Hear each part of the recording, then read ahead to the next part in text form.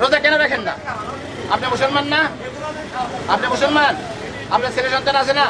কেন রোজা রাখতেছেন না? কি জন্য? কি জন্য? কি বমি আছে? বমি হলে কি বমি লেগে রোজা ভাঙতে হয়? বমি হলে রোজা ভাঙে না বলছে কি? আসেন এখানে আসেন। আর কখনো রোজা ভাঙবেন? জীবনে ভাঙবেন না। কেন ধরেন? ধরেন এই বয়সে আপনার সেই শাস্তি। কেন ধরেন? ওই বসেন বসেন। কেন ধরেন? আর কখনো রোজা ভাঙবেন না, বসেন। মৃত্যুর ভয় নাই? চুল পাকিয়ে গেছে, কয়দিন পরে কবরে ডাকতেছে, এখনো রোজা ভাঙতেছে।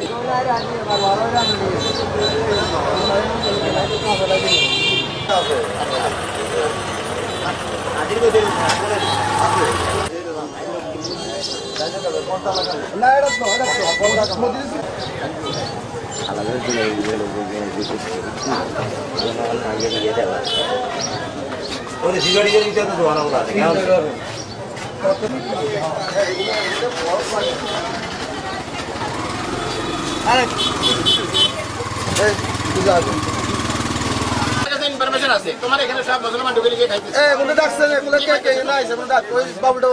এখানে যদি ডিম ঢুকে আর খাওয়াও তাহলে তোমার দোকানের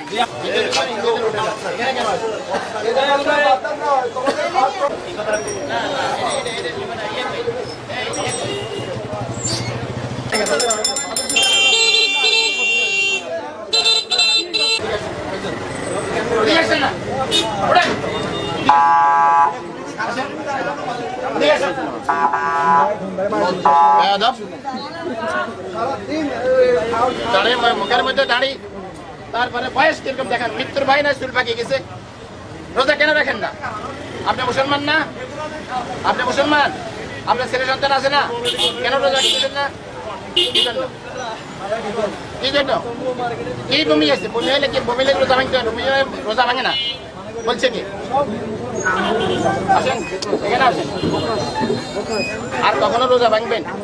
জীবনে ভাঙবেন না। কেন ধরেন? ধরেন এই বয়সে আপনার সেই শাস্তি। কেন ধরেন? ওই বসেন বসেন। কেন ধরেন? আর কখনো রোজা ভাঙবেন না, বসেন। মৃত্যুর ভয় নাই? চুল পাকিয়ে গেছে, কয়দিন পরে কবরে ডাকতেছে, এখনো রোজা ভাঙতেছে। দাগ দেখা যায় কি আনে খেতে দেবে? পান খাও নাই? ওই যে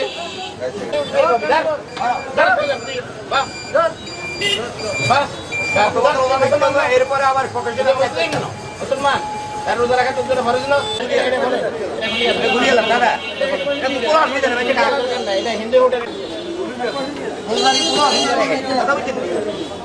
আমরা পবিত্র মাহে রমজানের পবিত্রতার রক্ষার্থে হিন্দু দোকানে মুসলিমরা ঢুকি, সেখানে দিনের বেলা পানাহার করে খাওয়া দাওয়া খায়। সেই ক্ষেত্রে কোন মুসলিম পবিত্র রমজানের পবিত্রতা রক্ষার্থে আমরা যে অভিযানটা করেছি, এটা কোনো মুসলিম যেন কোনো হিন্দু হোটেলে দিনের বেলা খাওয়া দাওয়া না করে সবাইকে পবিত্র রোজা রাখার জন্য আমরা তাদেরকে অনুরোধ করেছি। সকল মানুষ যেন রমজানের পবিত্রতা রক্ষা করে এবং রমজান মাসে যেন রোজা রাখে। এবং হিন্দুদের জন্য আমাদের কোনো কি নাই, বাধা নেই। তারা তাদের হোটেল আছে, তারা প্রকাশ্যে দিবালোকে সাদা তারা খাইতে পারবে, কিন্তু মুসলমানরা